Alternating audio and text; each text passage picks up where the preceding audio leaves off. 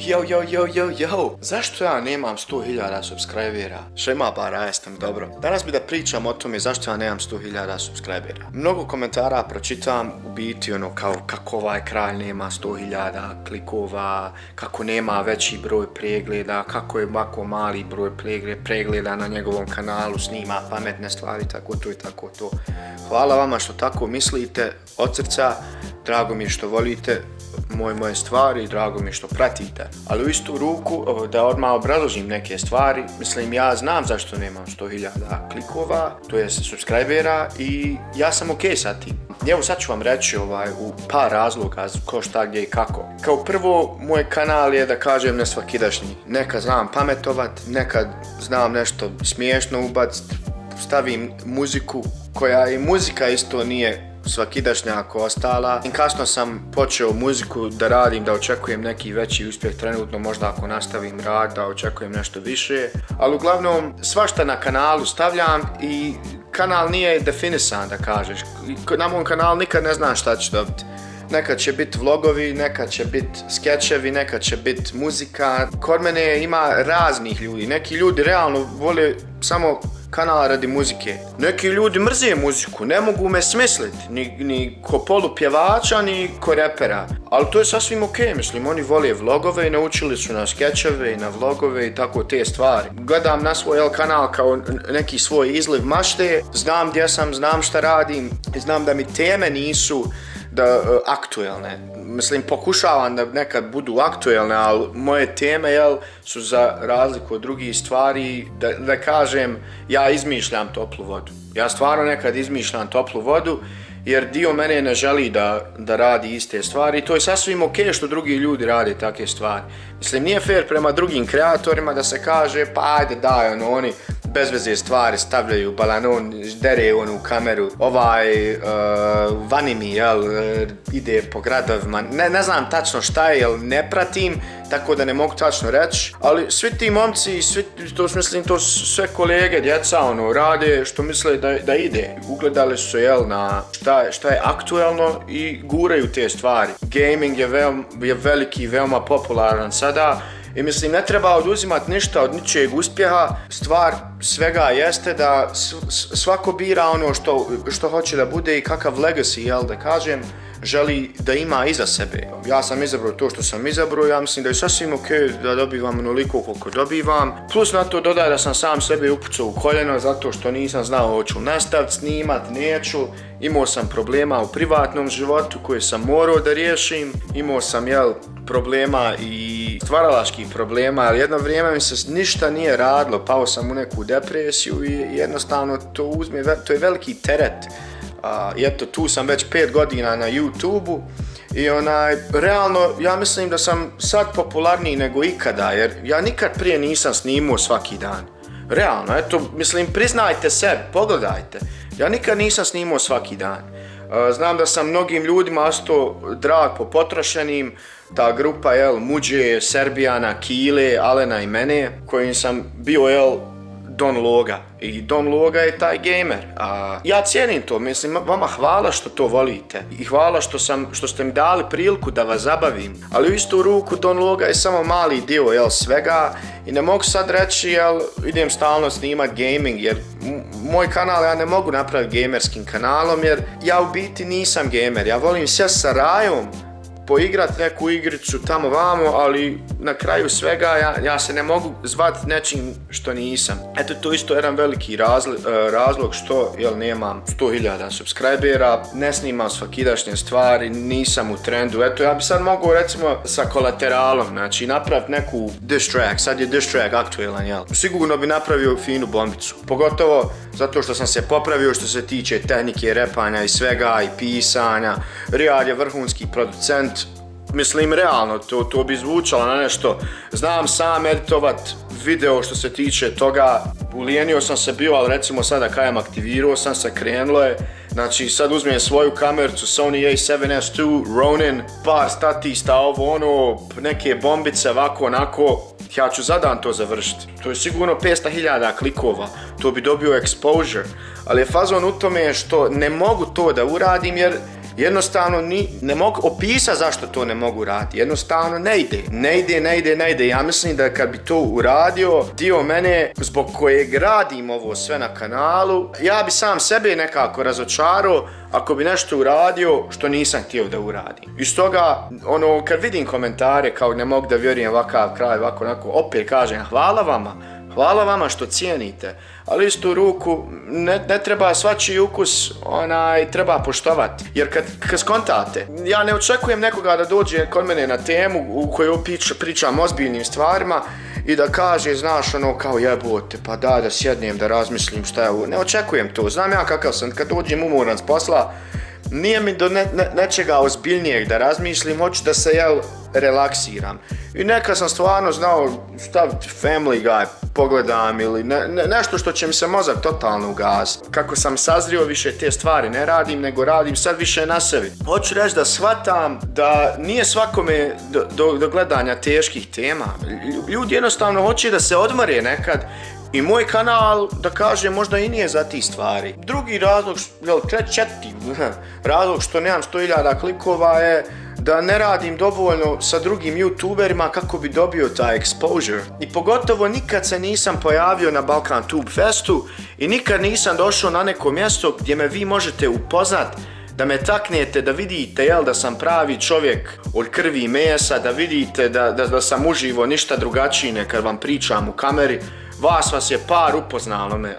Od youtubera sam upoznao Emilija koji više ne snima, Vedo X, pozdrav za Vedu X-a. Vedu sam upoznao u Tuzli, on ima čak na svom kanalu video kad sam se oprostio, kad sam prolazio kroz strašan period u svom životu. Ja ne živim na Balkanu i vi jednostavno ne možete mene, jer nisam dole da bi dobio neki možda veći pristup svima. Da mogu otići sjest sa Jusufom, Kvakićem, Jukom. Mislim, to je stari drug, to je Juka, vloger, Juka kojeg znate danas, ja ga poznajem kao Yahoo vlogera, on je prvi koji je zagovarao i slao gastos u moje klipove. Ja mislim da bez Juke koji se trudio da me progura ne bi bio gdje sam. Ja mislim da vam nikad to nisam rekao ili nekome, ali Juka je bio veliki razlog što sam dobio par reklama kod Gastosa na kanalu i tad sam se malo sa Gastosom sprijateljio i stvarno svaka čovjeku čast danas na uspjehu kojem je postigao. Svačiji uspjeh je uspjeh i ne treba nikakav uspjeh omaložavati. Mislim, shvatam ja da neke stvari koje se snimaju danas, vlog sam uradio o tome. Znate kako se osjećam oko tih stvari, ali ne mogu ja te neke ljude sad da kažem totalno odstraniti, da kažem da ih mrzim. Ne mrzim ih. Meni će Gastos uvijek biti drag, uvijek će mi biti drag, bit će mi uvijek drag Juka. Evo čak i sa svim što se izdešavalo sa Amirom Hadžićem, meni je taj momak opet drag i drago mi je što idu i napreduju. Jer ipak nešto je biti u Bosni i Hercegovini ili recimo na Balkanu i napraviti kanal koji može potencijalno da ti donese neki ljepši život. To nije lako. Bio sam dole, znam kako je za posao. To nema posla na svakom ćošku gdje možeš da odeš i da predaš aplikaciju, te ovo, te ono. Mnogo je nepotizma, mnogo je takvih stvari, ja to razumijem. Ali je stvar u tome da u istu ruku, da se vratim na temu, ne treba ničiji uspjeh omaložavati. Stoga kad vidim komentare, da se opet vratim, tipa ne mogu da vjerujem ovako, ne treba blat ljude. Jer na kraju svega mi smo svi od krvi i mesa i svi ćemo odgovarati za ono što stvaramo. Ja imam taj svoj neki cilj i to i ovo i jednostavno idem po njem. Da sam bliže dole možda mogu sjeti sa svim tim momcima, neki youtuber, Jaserstein, Muđa, Serbijan. Da sjednemo, da snimimo klip, vjerovatno bi možda i više bio uspješan nego što sam sada. Ali treba isto biti iskren i reći, mislim ja odem pa se vratim, pa odem, te ovo, te ono. Nisam znao šta hoću od života, jednostavno, kažem vam, privatni život gdje u nekim momentima to savladao me i morao sam stvarno da se iščupam iz svega, da postanem zreo. Jer kad sam postao zreo, kad sad znam šta mi treba, kad imam tu neku sigurnost u životu, lakše mi je.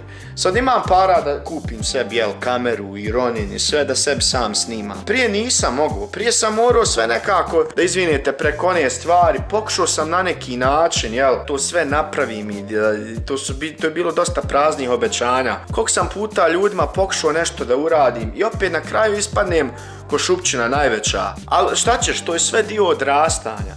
I u svemu tome treba biti zahvalan za ono što imaš.